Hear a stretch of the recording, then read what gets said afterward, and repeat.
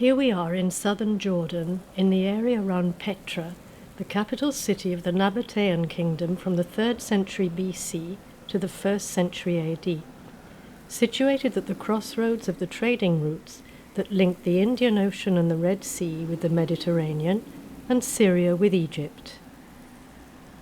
On the eastern edge of the valley around Petra stands the Crusaders' castle of Al-Ruwaira, built at the beginning of the 12th century to gain control over the area and the route towards the Red Sea.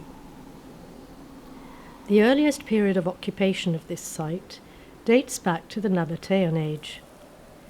A vast necropolis or sanctuary took up the entire rock formation, with very deep valleys, the wadis, providing natural boundaries.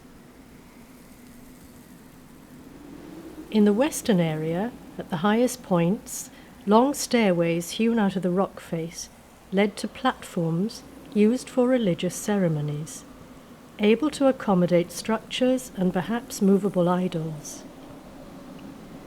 Considering their moderate size, they were not intended for huge crowds. Further south were to be found the burial chambers dug inside the rock with their plain facades. Towards the north, tucked between the walls of narrow wadis, were small complexes set up for burials. At the northern edge of the sacred area can be found characteristic funeral complexes making use of the elongated spaces in the small valleys, the wadis. Access to these was via stairs cut into the rock, complete with wooden gates. These were evidently private funeral chapels for use by a single family unit or by a congregation. Beyond the gate, the long stairway, cut into the rock, went down into the depths of the funeral chapels.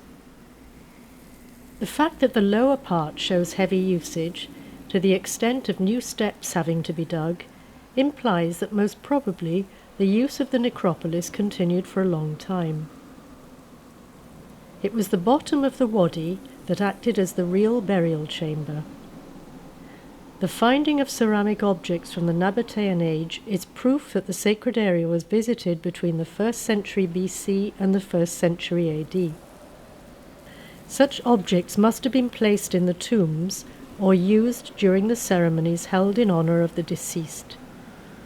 The tombs were dug inside the rock, sarcophagi at the bottom of burial recesses, which in some cases included wooden shelves for offerings, as can be deduced from the traces of regular holes still visible, in this case, on the inner wall of the recess.